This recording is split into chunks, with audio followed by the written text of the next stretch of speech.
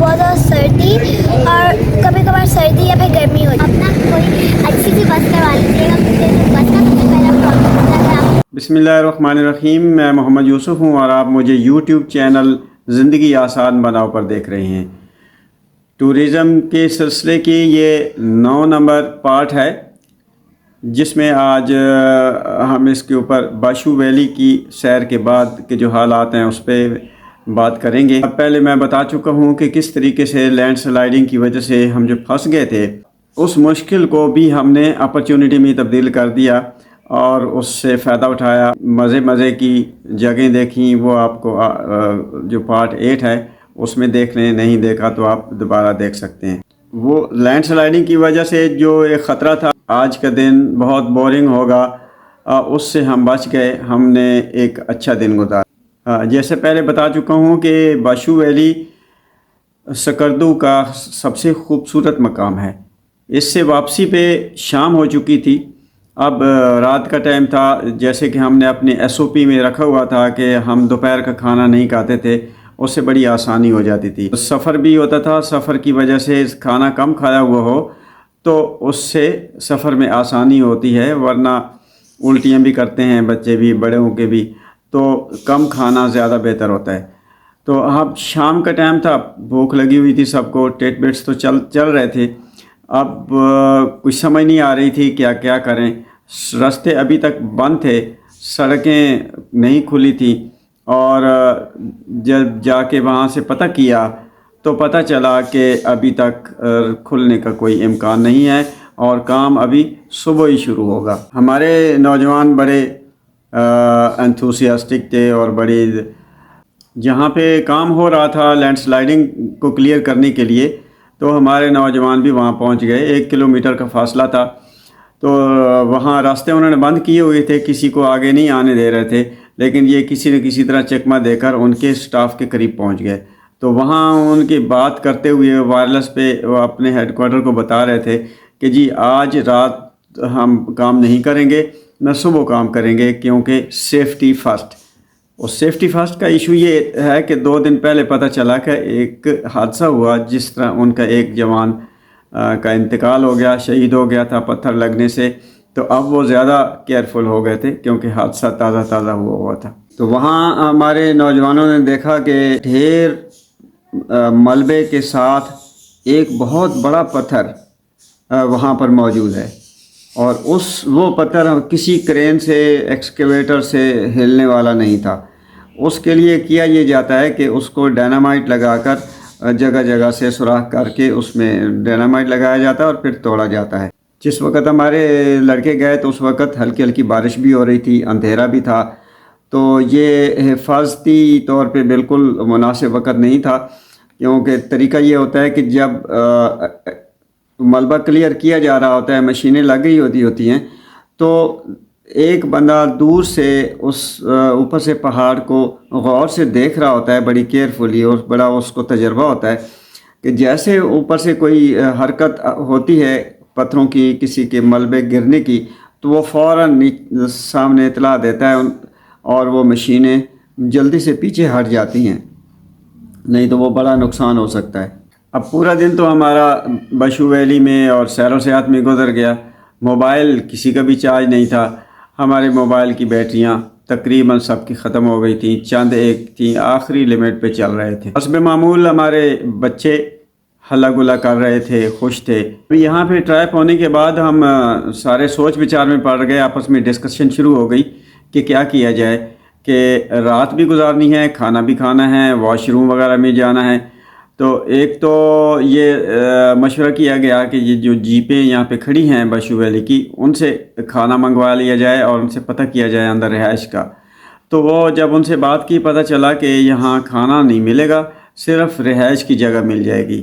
تو یہ ہمارے لیے قابل قبول نہیں تھا. اور دوسری بات یہ کہ پھر واپس باشو ویلی کے وہ جو زگ زیگ کچی پکی تو تھی نہیں، ساری کچی اور پتھروں والی اونچی نیچی سڑک پہ چلنا اندھیرے میں، بالکل ہی اندھیرے کے اندر، تو وہ کسی نے رسک لینا مناسب نہیں سمجھا. یہ رات کے 8:30 بج چکے تھے. ہم بغیر کسی سہولت کے सड़क के किनारे बेयार और मददगार खड़े हुए थे। आखिर ड्राइवर के मशवरे पे हम वापस गए और तकरीबन चंद किलोमीटर के फासले पर एक ज़रा बारानक जगह थी, वहाँ पर पहुँच गए जहाँ पे 2-3 होटल थे और वहाँ पे बहुत सारे लोग और भी हमारी तरह ट्रैप हुए थे, रुके हुए थे। कोई अपनी गाड़ियों में लेटा हुआ था, कोई सारे हमारी तरह ही, क्योंकि आगे रास्ते बंद थे तो ट्रैप थे। सबसे पहला मसला हमारा वाशरूम का था, तो वहाँ बड़ी अच्छी उन्होंने काम किया हुआ था कि एक लाइन में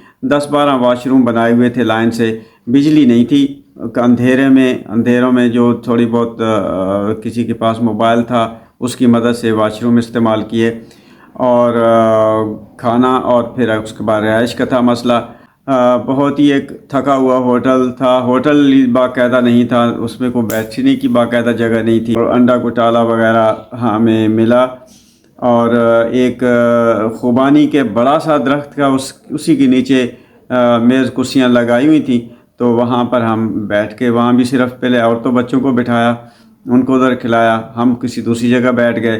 तो इस तरह हमने वो खाना खा लिया और उसमें एक सफ़ेद चने का सालन भी बनाया, चलो वैरायटी हो जाएगी, लेकिन उसके अंदर ऐसी कोई स्मेल थी गंदी कि वो किसी ने भी नहीं खाया और इसलिए उनका जो हाइजीनिक लेवल था वो बहुत ही लो था, थका हुआ था। वहाँ रिहाइश के लिए भी फिर कोशिश की, उसी होटल में एक कमरा मिला, भाई चलो औरतों बच्चों को उसमें रखा जाए, लेकिन वो उसके अंदर इतनी बदबू थी और इतना गंदा था कि ख़वातीन गई, थोड़ी देर वहाँ से भाग के आई, भाई ये रहने के काबिल नहीं है, इससे बेहतर है हम बाहर सड़क पे गुजारा कर लेंगे, कमरे के अंदर तो बिल्कुल ही नहीं रहा जा सकता। क्योंकि हम लेट आए थे, रश हो चुका था, जो कमरे अवेलेबल थे होटलों में वो सारे भर गए थे, हमारे लिए कोई कमरा खाली नहीं था। वहाँ एक शख्स था जिसने ऑफ़र किया कि भाई मेरे घर आ जाओ, लेकिन हम खाने में लग गए और उसका देखा कि शायद वो इसी होटल का बंदा था, लेकिन बाद में पता चला नहीं, वो तो कोई और ही एक आम वहाँ का रिहायशी था, उसने ऑफ़र कर दी थी। तो उसके बाद उसका फ़ोन बंद, हम उसको ट्रेस करते रहे, वो नहीं मिला।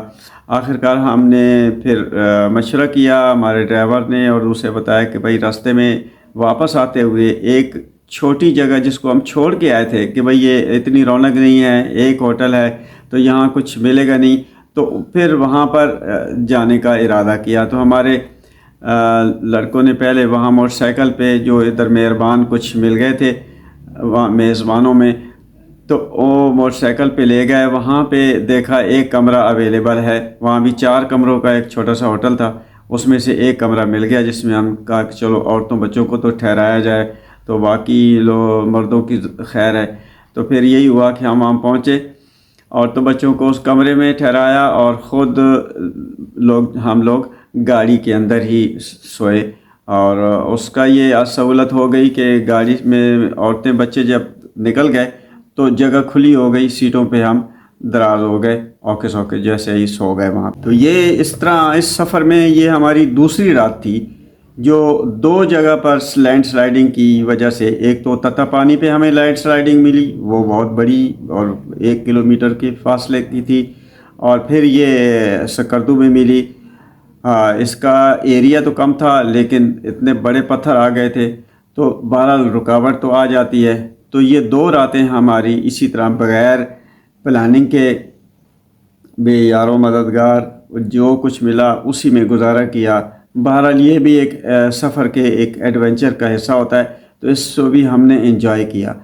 अभी आप हमारे साथ जो बच्चियां थीं उन 2 ने इंटरव्यू दिया है, आप इंटरव्यू उनका सुने तो वो भी आप एंजॉय करेंगे। जी अस्सलाम वालेकुम, मैं मोहम्मद यूसुफ बात कर रहा हूँ।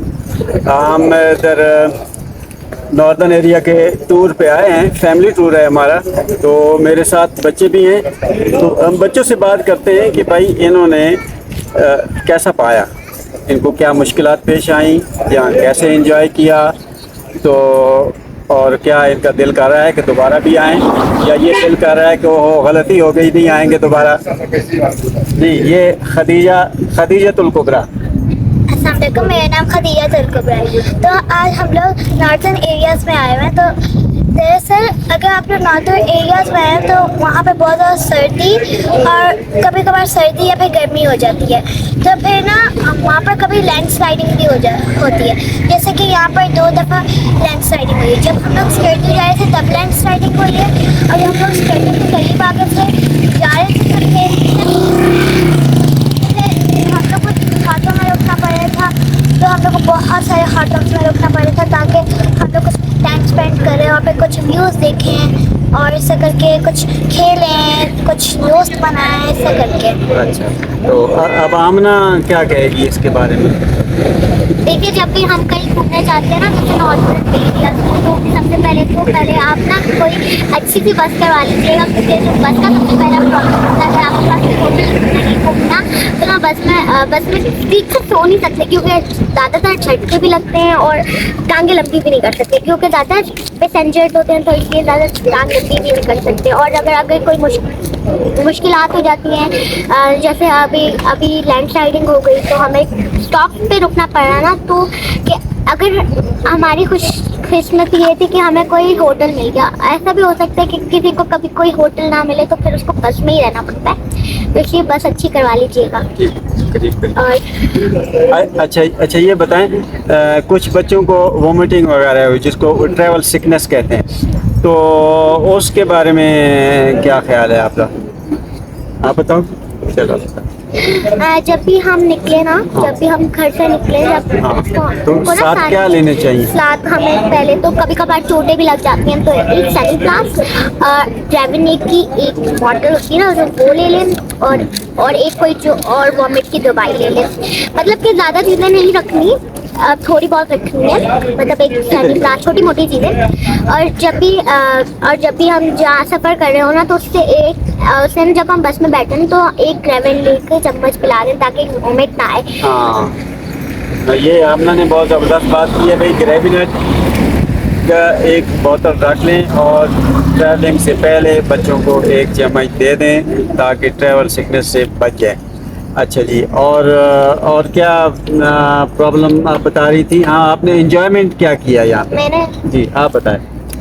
मैंने एंजॉयमेंट यहाँ पे ये किया, हम लोग ने यहाँ पे बहुत सारी पिक्चर्स खींची, हम लोगों ने कुछ फन किया, हम लोग ने पहाड़ों को देखा, उसके इतने प्यारे प्यारे व्यूज़ देखे, और फिर इस करके चलते गए तो हम लोग बहुत प्यारे प्यारे व्यूज़ मिले। तो फिर यही कहना चाहती हूँ। तो फिर ओके, थैंक यू। और आमना क्या कहना चाहती है आखिरी? मैं कहना चाहूँगी कि जब हम कोई स्टेशन पर रुके हैं तो हमारी गुड लक ये हुई कि ना वहाँ पर सामने ही ना एक पहाड़ था जहाँ उसके ऊपर हमने जाना था। तो ना हम ना उस पहाड़ की जीप थी ना, उस जीप के साथ हम पहाड़ के ऊपर गए ना, तो उसमें बहुत प्यारा व्यू मिला हमें। और फिर हम एक गार के अंदर गए जिसमें बहुत ठंडी हवा थी, वो नेचुरल थी, जिसके आगे ना एक खोसा बना हुआ था, उसके अंदर से बहुत ठंडी हवा थी, और उनमें ना गोश्त भी ना ऐसी ठंडी हवा की चीज़ बनाए हुए थे, जैसे वो जो हमारे फ्रिज होते ना वैसे नहीं, लकड़ी की फ्रिज बनाए हुए, तो उसमें ठंडी हवा, नेचुरल फ्रिज बनाए हुए, उसमें से हवा आ रही। ठीक है, बहुत शुक्रिया आमना। आप लोगों ने बड़ी अच्छी अच्छी बातें की और उम्मीद है कि व्यूअर्स को पसंद आई होंगी। ओके, अस्सलाम वालेकुम। ये पार्ट 9 था, अभी पार्ट 10 के लिए इंतज़ार करें, इंशाल्लाह वो भी जल्दी आएगा। अस्सलाम वरहमतुल्लाहि वबरकातुहू। इस चैनल को आप सब्सक्राइब करके शेयर करें ताकि ज़्यादा इसकी एक्सेस हो जाए।